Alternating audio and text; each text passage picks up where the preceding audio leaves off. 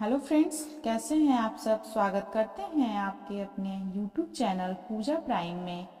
तो फ्रेंड्स, आइए सुनते हैं करवा चौथ व्रत की कथा।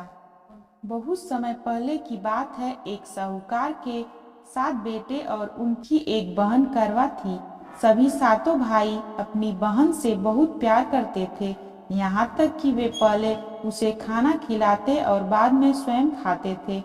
एक बार उनकी बहन ससुराल से मायके आई हुई थी। शाम को भाई जब अपना व्यापार व्यवसाय बंद कर घर आए तो देखा उनकी बहन बहुत व्याकुल थी। सभी भाई खाना खाने बैठे और अपनी बहन से भी खाने का आग्रह करने लगे, लेकिन बहन ने बताया कि उसका आज करवा चौथ का निर्जला और वह खाना सिर्फ चंद्रमा को देखकर उसे अर्घ देकर ही खा सकती है। चूंकि चंद्रमा अभी तक नहीं निकला है, इसलिए वह भूख प्यास से व्याकुल हो उठी है।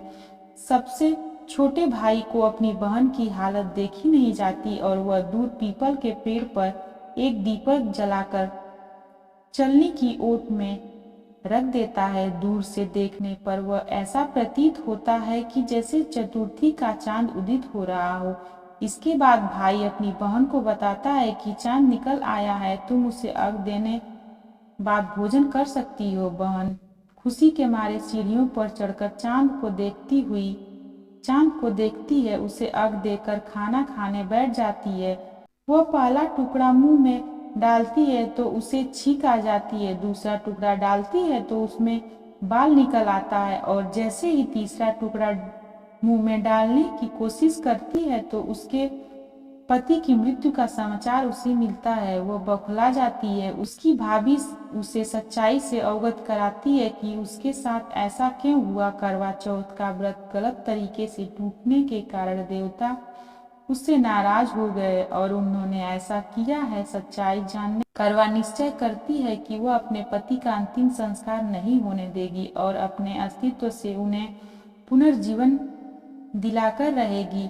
वह पूरे 1 साल तक अपने पति के शव के पास बैठी रहती है, उसकी देखभाल करती है, उससे ऊपर उगने वाली सुई नुमा घास को वह एकत्रित करती जाती है। 1 साल बाद फिर करवा चौथ का दिन आता है। उसकी सभी भाभियां करवा चौथ का व्रत रखती हैं। जब भाभियां उससे आशीर्वाद लेने आती हैं तो वह प्रत्येक भाभी से यम सुई ले लो, पिए सुई दे दो, मुझे भी अपनी जैसी सुहागिन बना दो, ऐसा आग्रह करती हैं। लेकिन हर बार भाभी उसे अगली भाभी से आग्रह करने का कह चली जाती है। इस प्रकार जब छठे नंबर की भाभी आती है तो करवा उससे भी यही बात दोहराती है। यह भाभी उसे बताती है कि चूंकि सबसे छोटे भाई की वजह से उसका व्रत टूटा था, अतः उसकी पत्नी में ही शक्ति है कि वह तुम्हारे पति को दोबारा जीवित कर सकती है। इसलिए जब वह आए तो तुम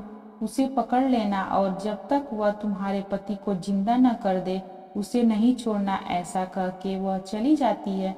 सबसे अंत में छोटी भाभी आती है। करवा उनमें भी सुहागिन बनने का आग्रह करती है, लेकिन वह टालमटोली करने लगती है। इससे देख करवा उन्हें जोर से पकड़ लेती है और अपने सुहाग को जिंदा करने के लिए कहती है। भाभी उसे छुड़ाने के लिए नोचती है, खसोटती है, लेकिन करवा नहीं छोड़ती है। अंत में उसकी तपस्या को देख भाभी पसीज जाती है और अपनी छोटी अंगुली को चीरकर उसमें से अमृत उसके पति के मुंह में डाल देती है। करवा का पति तुरंत श्री गणेश कहता हुआ उठ बैठता है। इस प्रकार प्रभु कृपा से उसकी छोटी भाभी के माध्यम से करवा को अपना सुहाग वापस मिल जाता है। श्री गणेश माँ गौरी, जिस प्रकार करवा को चिर सुहागन का वरदान आपसे मिला है, वैसा ही सब सुहागिनों को मिले।